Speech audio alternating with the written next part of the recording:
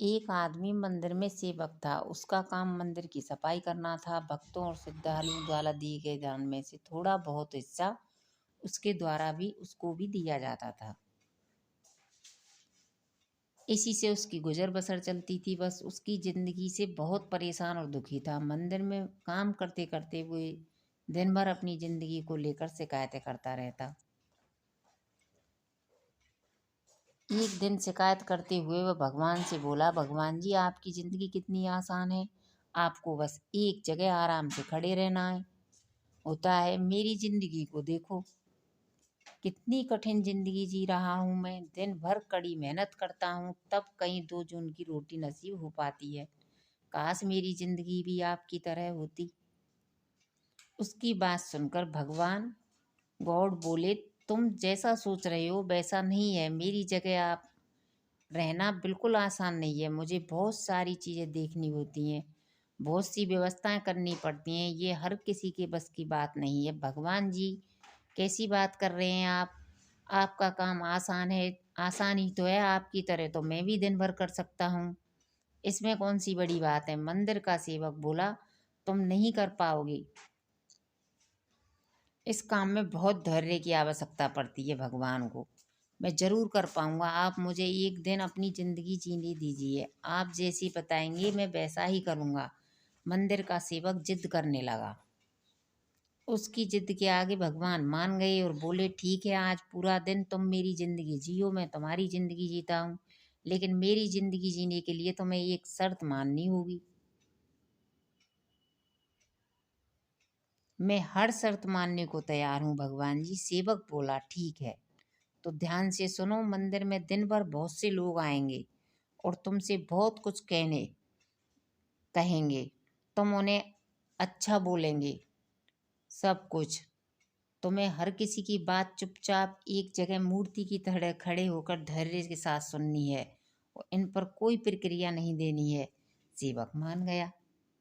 भगवान उसने अपनी जिंदगी एक दिन के लिए आपस में बदल ली। सेवक भगवान की जगह मूर्ति बनकर खड़ा हो गया। भगवान मंदिर की साफ सफाई का काम निपटा कर वहां से चले गए। कुछ समय बीतने के बाद मंदिर में एक धनी व्यापारी आया।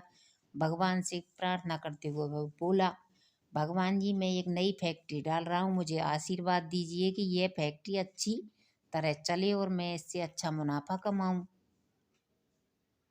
प्रार्थना करने के बाद वह प्रणाम करने के लिए नीचे झुका तो उसका बटुआ गिर गया।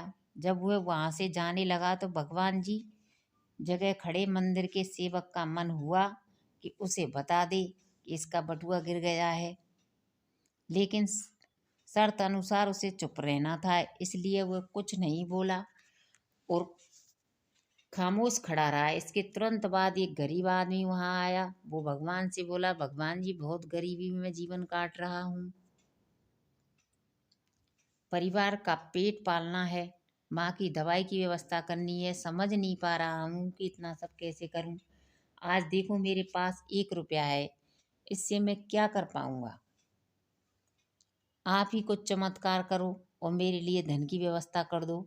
प्रार्थना करने के बाद जैसे ही वो जाने को हुआ, इसे नीचे गिरा व्यापारी का बटुआ दिखाई दिया। उसने बटुआ उठा लिया और भगवान को धन्यवाद देते हुए बोला, भगवान जी, आप धन्य हैं, आपने मेरी प्रार्थना इतनी जल्दी सुन ली। इन पैसों से मेरा परिवार का कुछ दिन भोजन हो सकता है। माँ की दवाई की व्यवस्था हो जाएगी। भगवान को धन्यवाद देकर वह वहां से जाने लगा।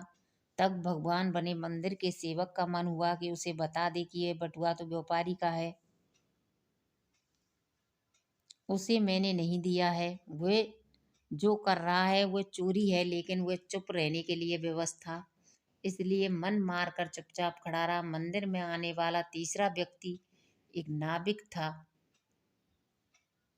वह 15 दिन के लिए समुद्री यात्रा पर जा रहा था। भगवान को से उसने प्रार्थना की कि उसकी यात्रा सुरक्षित रहे और वह सकुशल वापस आ सके। यह प्रार्थना कर ही रहा था कि धनी व्यापारी वहां आ गया।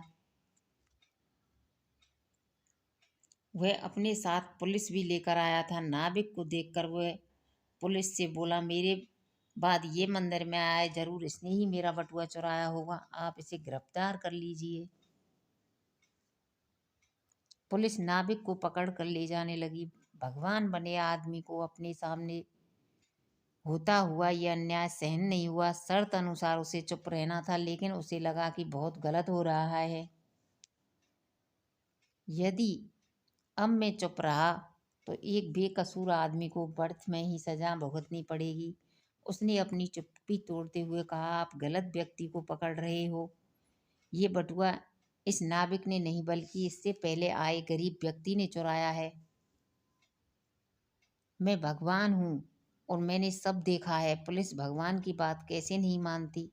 इसकी बात मानकर उन्होंने नाविक को छोड़ दिया और उस गरीब आदमी को पकड़ लिया जिसने बटुआ लिया था।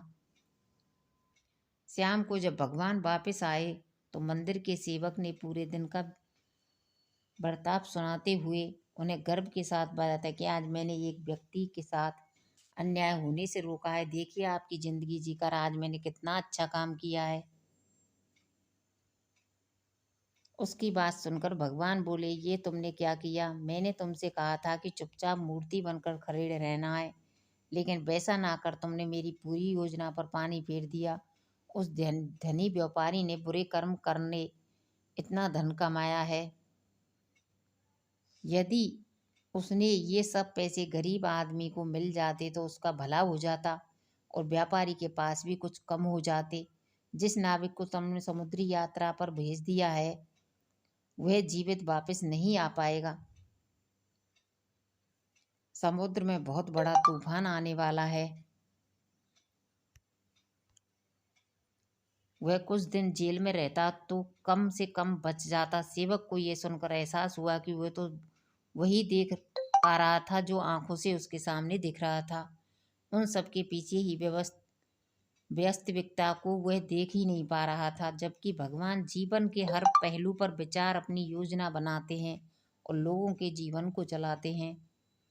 कहानी की शिक्षा, यदि आपकी मर्जी से कुछ नहीं हो रहा तो उसका अर्थ है कि वह भगवान की मर्जी से हो रहा है, और भले ही देर से ही सही, भगवान की मर्जी से सब कुछ अच्छा ही होता है।